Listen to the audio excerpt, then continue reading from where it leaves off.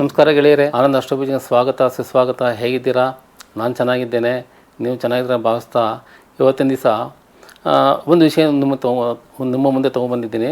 ಅದೇನೆಂದರೆ, ನ್ಯಾಯಾಲಯದಲ್ಲಿ ಕೆಲಸ ಮಾಡಬೇಕಾದ್ರೆ ನಮ್ಮ ಗ್ರಹ ಲಕ್ಷಣಗಳು ನಮ್ಮ ಜಾತಕದಲ್ಲಿ ಹೇಗಿರಬೇಕು ಅಂತ ಒಂದು ಬ್ರೀಫಾಗಿ ಹೇಳೋಕ್ಕೆ ನಾನು ಪ್ರಯತ್ನ ಪಡ್ತೀನಿ. ಮತ್ತು ನ್ಯಾಯಾಲಯದಲ್ಲಿ ಕೆಲಸ ಮಾಡಬೇಕಾದ್ರೆ ನಮ್ಮ ಜಾತಕದಲ್ಲಿ ಶನಿ ಮಹಾತ್ಮ ತುಂಬ ಬಲಾಢ್ಯನಾಗಿರಬೇಕು. ಸ್ವಕ್ಷೇತ್ರ ಉಚ್ಚ ಸ್ಥಾನದಲ್ಲಿರಬೇಕು. ಸ್ವನಕ್ಷೇತ್ರದಲ್ಲಿದ್ದರೆ ಅವರಿಗೆ ನ್ಯಾಯ ಕಾನೂನು ಸಂಬಂಧಪಟ್ಟಂಗೆ ಕಲಿಯೋದಕ್ಕೂ ಇಷ್ಟ ಆಗುತ್ತೆ, ಅದನ್ನು ಫಾಲೋ ಮಾಡೋದಕ್ಕೂ ಇಷ್ಟ ಆಗುತ್ತೆ. ಮತ್ತು ರವಿ ಬಲಾಢ್ಯನಾಗಿರಬೇಕು. ಏಕೆಂದರೆ ಸರ್ಕಾರದ ಮೇಲೆ ಪ್ರಭಾವಗಳು ಬೀರಬೇಕಾಗತ್ತೆ ಮತ್ತು ಅಧಿಕಾರಿಗಳ ಸಹಾಯ ಪಡಿಬೇಕಾಗತ್ತೆ. ಗುರು ಬಲಾಢ್ಯವಾಗಿರಬೇಕು. ಕಾರಣ, ನ್ಯಾಯಾಧೀಶರ ಮೇಲೆ ಪ್ರಭಾವ ಬೀರಬೇಕಾದ್ರೆ ಇವರು ಏನು ಆರ್ಗ್ಯುಮೆಂಟ್ಸ್ ಮಾಡ್ತೀವಿ ಎಲ್ಲನೂ ಆ ಪರ್ಪಸ್ಗೆ ಗುರು ಬಲಾಢ್ಯನಾಗಿರಬೇಕು. ಬುಧ ಹಾಗೂ ದ್ವಿತೀಯ ಸ್ಥಾನ ಬಲ ಇರಬೇಕು ಅಂತ ಹೇಳ್ತೀವಿ. ದ್ವಿತೀಯ ಸ್ಥಾನ ಏನು ಹೇಳುತ್ತೆ ಅಂದರೆ, ನಾವು ಮಾತಾಡೋದನ್ನ ಸೂಚನೆ ಕೊಡುತ್ತೆ, ವಾಕ್ ಭಾವ ಅಂತ ಹೇಳ್ತೀವಿ. ಬುಧ ಮಾತಿನ ಕಲೆ, ಮಾತನ್ನು ಹೇಗೆ ಆಡಬೇಕು ಅನ್ನೋದು ಸೂಚನೆ ಮಾಡ್ತಾರೆ. ಹಾಗಾಗಿ ಬುಧ ವಾಕ್ಕಾರಕ ಅಂತ ಹೇಳ್ತೀವಿ. ತನ್ನ ಸ್ವಾದವನ್ನು ಸಮರ್ಥವಾಗಿ ಮಂಡಿಸಲು ಬುಧ ಚೆನ್ನಾಗಿರಬೇಕು. ಮತ್ತು ಎರಡನೇ ಸ್ಥಾನ ಚೆನ್ನಾಗಿರಬೇಕು. ಮತ್ತು ದಶಮಾಧಿಪತಿ ಶನಿ ಸಂಬಂಧಪಟ್ಟಿರಬೇಕು. ಯಾಕಂದರೆ ಅದೇ ಪ್ರೊಫೆಷನಾಗಿ ತೊಗೊಬೇಕಾದ್ರೆ ಶನಿ ಮಹಾತ್ಮ ವೆರಿ ಇಂಪಾರ್ಟೆಂಟು. ತುಂಬ ಡಿಸಿಪ್ಲಿನ್ಡ್ ಗ್ರಹ ಆಗಿರೋದ್ರಿಂದ, ನ್ಯಾಯ ನೀತಿ ಸಂಬಂಧಪಟ್ಟಂಗೆ ಶನಿಮಹಾತ್ಮ ಆಗಿರೋದ್ರಿಂದ ದಶಮ 10ನೇ ಮನೆಗೆ ಶನಿಮಹಾತ್ಮನ ಸಂಬಂಧ ಬಂದಿರಲೇಬೇಕು. ನಂತರ ಬುಧ ಅಂದರೆ ನಾವು ಅಡ್ವೊಕೇಸಿ ಮಾಡಬೇಕಾದ್ರೆ ನಮ್ಮ ಮಾತಿನ ಕಲೆನೇ ವೆರಿ ಇಂಪಾರ್ಟೆಂಟು. ಅದೇ ನಮಗೆ ಬಂಡವಾಳ.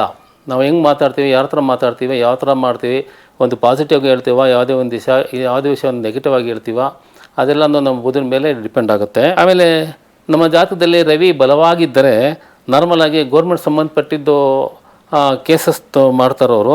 ಆಮೇಲೆ ಪಿತ್ರಾರ್ಜಿತ ಸ್ವತ್ತು ಸಂಬಂಧಪಟ್ಟಿದ್ದು, ಮತ್ತು ತಂದೆ ಆಸ್ತಿ ವ್ಯವಹಾರ ಮತ್ತು ಇಂಟರ್ನ್ಯಾಷನಲ್ ಕೇಸಸ್ನ ಅವರು ಹ್ಯಾಂಡಲ್ ಮಾಡ್ತಾರೆ.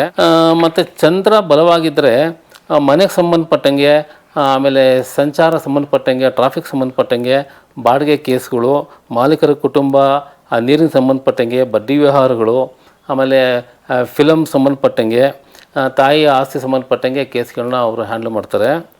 ಕುಜ ಬಲವಾಗಿದ್ದರೆ ಭೂಮಿಗೆ ಸಂಬಂಧಪಟ್ಟಂಗೆ, ಆಮೇಲೆ ಮೆಷಿನರಿ ಸಂಬಂಧಪಟ್ಟಂಗೆ, ಆಮೇಲೆ ಜಗಳಗಳಾಗೋದು, ಮರ್ಡರ್ಗಳಾಗೋದು, ಅದು ಸಂಬಂಧಪಟ್ಟಂಗೆ, ಶತ್ರುಗಳ ಬಗ್ಗೆ ಸಂಬಂಧಪಟ್ಟಂಗೆ ಅವರು ಕೇಸಸ್ನ ಹ್ಯಾಂಡಲ್ ಮಾಡ್ತಾರೆ. ಬುಧ ಬಲವಾಗಿದ್ದರೆ ವ್ಯಾಪಾರ, ಟ್ಯಾಕ್ಸೇಷನ್ನು, ಆಮೇಲೆ ಎಜುಕೇಷನ್ ಸಂಬಂಧಪಟ್ಟಂಗೆ, ಬ್ಯಾಂಕ್ ಸಂಬಂಧಪಟ್ಟಂಗೆ, ಮತ್ತು ನೆರೆಹೊರೆಯ ಸಂಬಂಧ ಅಂತ ಹೇಳ್ತೀವಿ, ಅವ್ರ ಸಂಬಂಧಪಟ್ಟಂಗೆ ವ್ಯವಹಾರ ಒಪ್ಪಂದ, ಆಮೇಲೆ ಅಗ್ರಿಮೆಂಟ್ಸ್ಗಳು ಅದು ಸಂಬಂಧಪಟ್ಟಂಗೆ, ಆಮೇಲೆ ಪಾರ್ಟ್ನರ್ಶಿಪ್ ಸಂಬಂಧಪಟ್ಟಂಗೆ ಕೇಸ್ಗಳನ್ನ ಅವರು ಹ್ಯಾಂಡಲ್ ಮಾಡ್ತಾರೆ.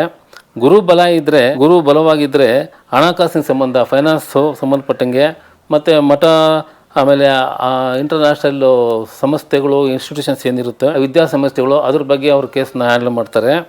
ಶುಕ್ರ ಬಲವಾಗಿದ್ದರೆ ನಾರ್ಮಲಾಗಿ ವ್ಯವಹಾರ ಮತ್ತು ಶುಕ್ರ ಪತ್ನಿನ ಸೂಚನೆ ಮಾಡ್ತಾನೆ. ಹಂಗಾಗಿ ಈ ಡೈವೋರ್ಸ್ ಕೇಸ್ಗಳು ಅಂಥದ್ದೆಲ್ಲ ಹ್ಯಾಂಡಲ್ ಮಾಡ್ತಾರೆ. ಮತ್ತು ಈ ಬಟ್ಟೆಗಳು ಸಂಬಂಧಪಟ್ಟಂಗೆ, ಜ್ಯುವೆಲರಿ ಸಂಬಂಧಪಟ್ಟಂಗೆ, ಹೋಟೆಲ್ ಸಂಬಂಧಪಟ್ಟಂಗೆ, ಮತ್ತು ಅನೈತಿಕ ಸಂಬಂಧ ಅಂತ ಹೇಳ್ತಾರೆ, ಆ ಥರ ಕೇಸಸ್ನ ಹ್ಯಾಂಡಲ್ ಮಾಡ್ತಾರೆ. ಶನಿ ಮಹಾತ್ಮ ಬಲವಾಗಿದ್ದರೆ ಎಸ್ಪೆಷಲಿ ವೃತ್ತಿ, ಉದ್ಯೋಗ, ಸರ್ವಿಸ್ ಮ್ಯಾಟರ್ಸು, ಪ್ರೊಫೆಷನ್ ಮ್ಯಾಟರ್ಸು, ಆಮೇಲೆ ಕನ್ಸ್ಟ್ರಕ್ಷನ್ಸ್ ಮ್ಯಾಟರ್ಸ್, ವ್ಯವಸಾಯ ಸಂಬಂಧಪಟ್ಟಂಗೆ, ಸಿವಿಲ್ ಕೇಸ್ಗಳು, ಆಮೇಲೆ ಸೇವಕರ ಮುಷ್ಕರಗಳು ಅಂತ ಹೇಳ್ತೀವಿ, ಆ ಥರ ಸಂಬಂಧಪಟ್ಟಂಗೆ ಕೇಸ್ಗಳನ್ನ ಹ್ಯಾಂಡಲ್ ಮಾಡ್ತಾರೆ.